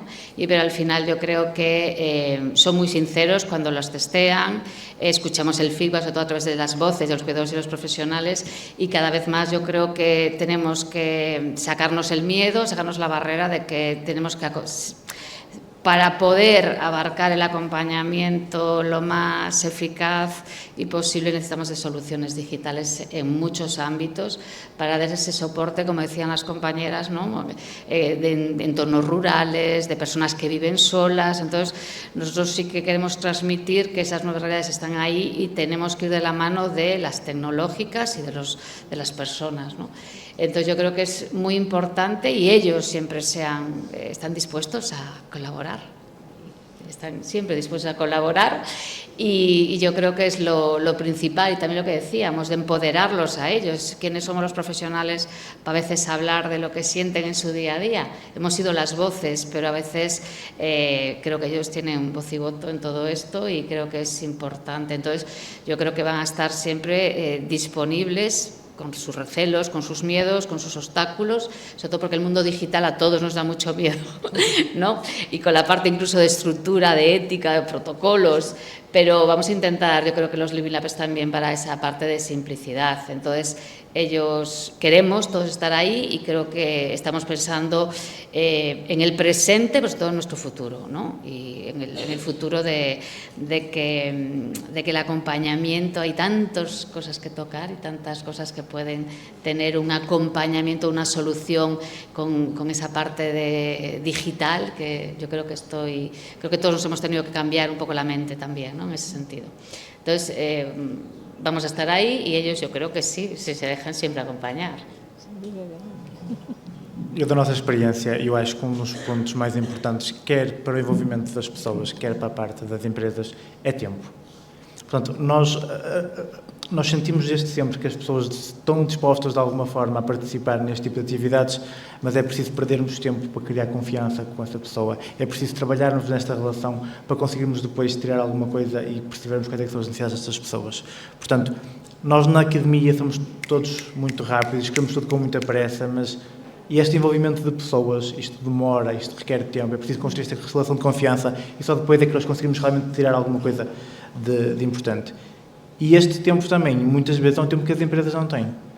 As empresas, pelo menos da nossa experiência, e sobretudo startups, estão com muita pressa para pôr qualquer coisa no mercado, por uma solução cá fora. E eles não percebem que este processo todo de inovação demora.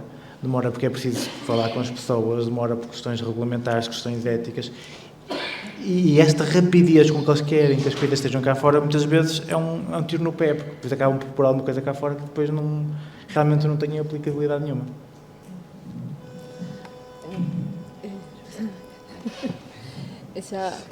Moi brevemente, xa para terminar, que lle diríades, xerando desde aquí este ambiente de confianza que tanto temos falado agora, que lle diríades tanto ás empresas como ás persoas que podemos ter aquí para animalas tamén a participares no Living Lab? Algo moi breve. Non sei, Juan. Se calhar é mellor para começar.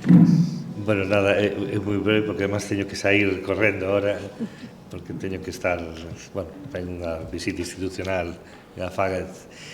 A ver, o que habría que decir ya ás empresas é que isto é a gran oportunidade que pode ter unha empresa de testar unha solución que calquer empresa desearía, o sea, decir, teño unha proposta e podo ter un espacio para comprobar si esa solución realmente é eficaz.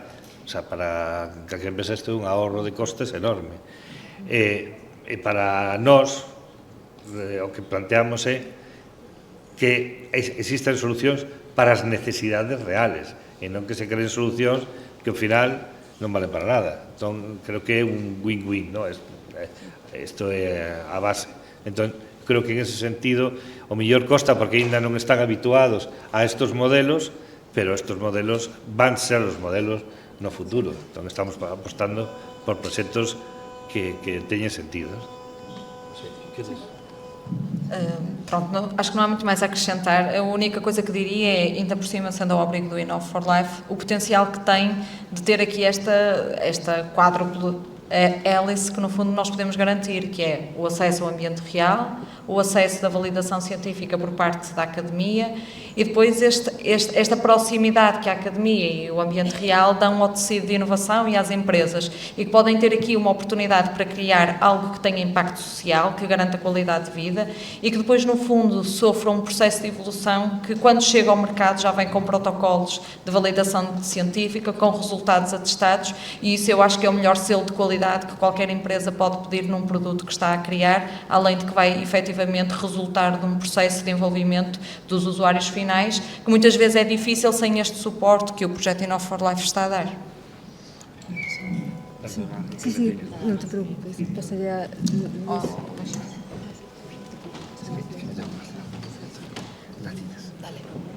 Realmente não há muito mais a acrescentar. É como tem sido dito, eu acho que sejam as pessoas, sejam as empresas, sejam os governos, seja a academia, acho que cada vez mais temos que deitar abaixo estas paredes, temos que trabalhar todos juntos, porque afinal de contas estamos todos a trabalhar de nós para nós mesmos. Bueno, yo nada más que aportar, yo creo que... Las personas, ¿qué dirías? Las personas, es el foco, quedó claro, ¿no? Las personas en todos los entornos, empresas, entonces yo creo que no tengan miedo ni las personas, ni los que vamos a testear, ni los profesionales, ni nada, y el ecosistema, que es una palabra también que cada vez está más en boga, tiene que ser ahí. Todos somos importantes, pero las personas que tienen las necesidades reales en su día a día, sobre todo en especial personas con demencia y cuidadores, tienen que ser nuestra prioridad.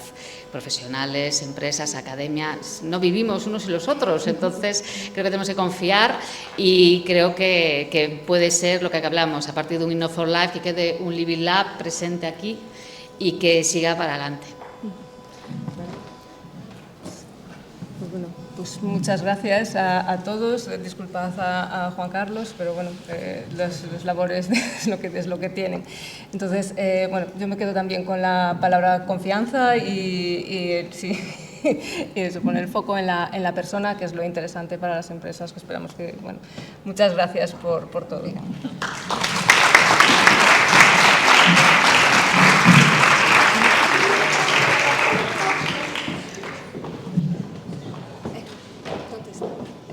Sí, y ahora para pechar o gato está aquí Eva Poveda.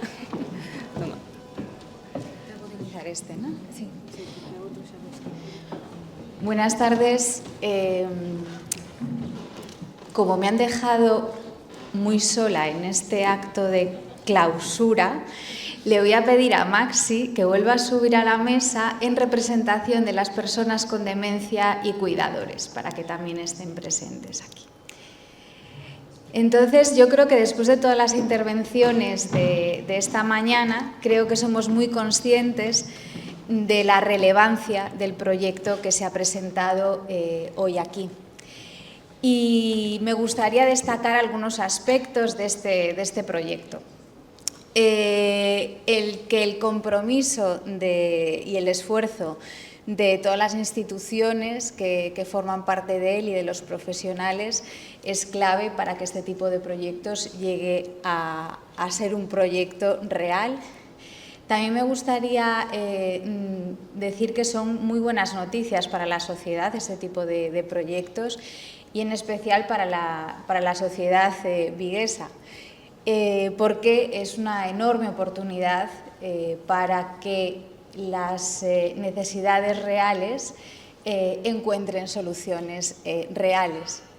También poner en valor palabras que se han dicho mucho durante toda la jornada, que es la co-creación, la colaboración, como elementos claves para que este tipo de proyectos también puedan ser reales. Y, como no, poner en valor la investigación y la innovación biomédica como pues, el motor para esa generación de conocimiento que necesitamos para dar respuesta a los grandes retos en salud que tenemos, incluido pues, el envejecimiento de la población. Y animaros a todos a participar en esta convocatoria para que vuestras ideas y vuestras ilusiones pues, se puedan hacer realidad. Y nada más, muchísimas gracias. Gracias a ti, Eva.